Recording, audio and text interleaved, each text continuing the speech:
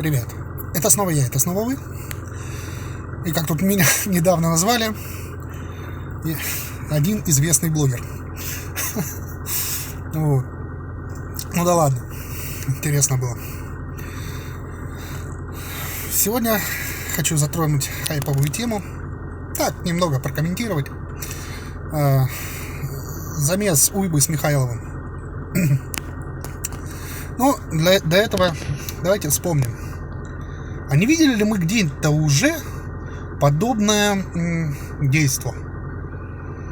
А не было ли такого, что одному типа оппозиционеру одни лица, из там окружения, первого окружения гаранта Конституции, не обещали набить, там, печень размазать, а тот его потом вызвал на дебаты.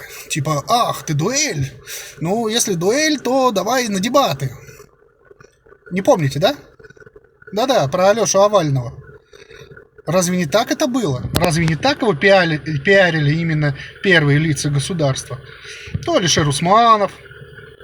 Да ладно, я об этом уже говорил, что какой бы оппозиционер не был, если бы у государства не стояла задача распиарить этого оппозиционера, да никогда бы с ним в диалог бы не вступили лица из первого круга гаранта Конституции нашей страны.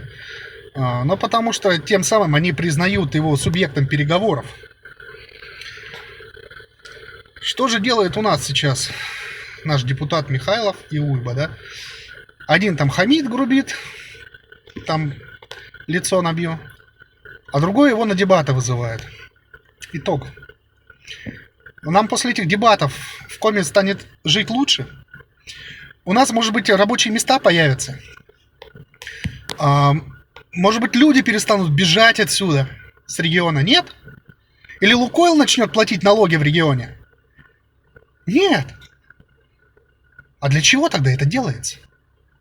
Почему вместо своих прямых обязанностей депутат занимается просто профанацией?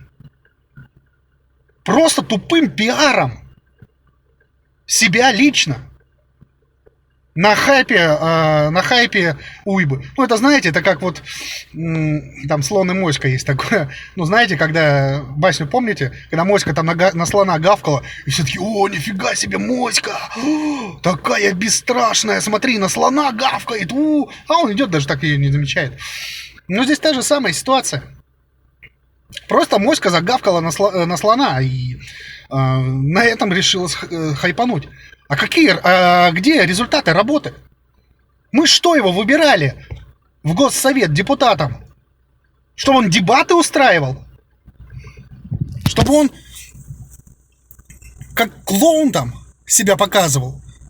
Нашли там два клоуна друг друга, один и второй. Работать надо, а не дурью маяться. И вы, люди, думайте своей головой. Пока.